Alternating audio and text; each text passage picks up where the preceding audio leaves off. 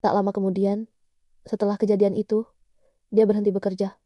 Bos bilang, dia telah mendapatkan pekerjaan lain. Saya merasa sedikit lega. Saya bekerja di toko baju itu selama 1 tahun. Hasil dari saya bekerja, saya memiliki sedikit tabungan. Saya juga telah menggunakan gaji itu untuk biaya sekolah adik bungsu saya, dan sesekali membantu membayar SPP adik laki-laki saya. Dengan tabungan itu, saya membeli motor metik untuk saya gunakan pergi bekerja. Hingga pada akhirnya, saya juga berhenti untuk mencari pekerjaan lain. Setelah itu, saya mendapatkan pekerjaan baru, menjadi kasir di sebuah toko grosir yang lebih dekat dari rumah. Syukurnya, saya mendapatkan upah sedikit lebih banyak dari tempat kerja sebelumnya.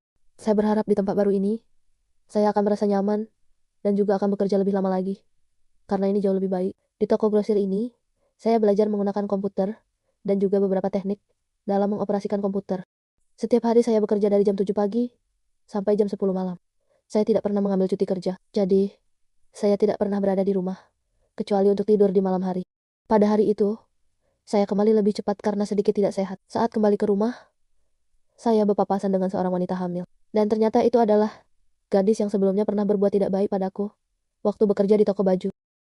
Saya terkejut, karena setelah 1 tahun ini, saya baru melihatnya lagi, dan dia sedang mengandung. Ibu bercerita bahwa wanita itu kembali tadi malam, dan ternyata dia dihamili oleh laki-laki waktu itu. Dan laki-laki itu tidak bertanggung jawab. Dia meninggalkan wanita ini dengan keadaan hamil besar. Setelah 3 bulan wanita ini melahirkan di bidan yang ada di sekitar tempat kami tinggal, dan anaknya dia berikan pada orang lain. Kejadian seperti ini sering terjadi pada saat itu, terutama di lingkungan tempat tinggal saya masa itu.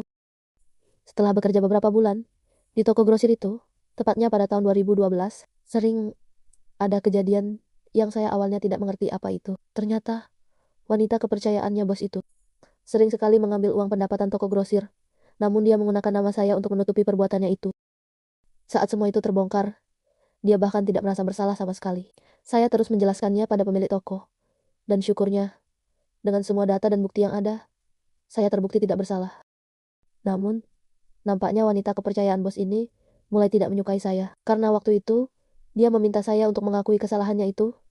Setelah itu, dia berjanji dia akan membantu saya agar bos tidak memecat saya. Tapi saya tidak melakukannya. Saya merasa saya tidak harus melakukan itu demi orang lain. Itu mengapa saya tidak menurutinya. Ditambah saya sudah mendapatkan masalah akibat perbuatannya itu. Saya dimaki-maki bos dan diancam akan dipenjarakan. Saya terus menangis dan mengatakan saya tidak melakukannya. Saya sampai bersumpah demi Tuhan, sampai semua bukti terkumpul dan saya terbukti tidak bersalah. Barulah bos bilang, saya tetap boleh bekerja. Tapi setelah itu saya sudah berpikir untuk berhenti dan mencoba mencari pekerjaan di tempat lain.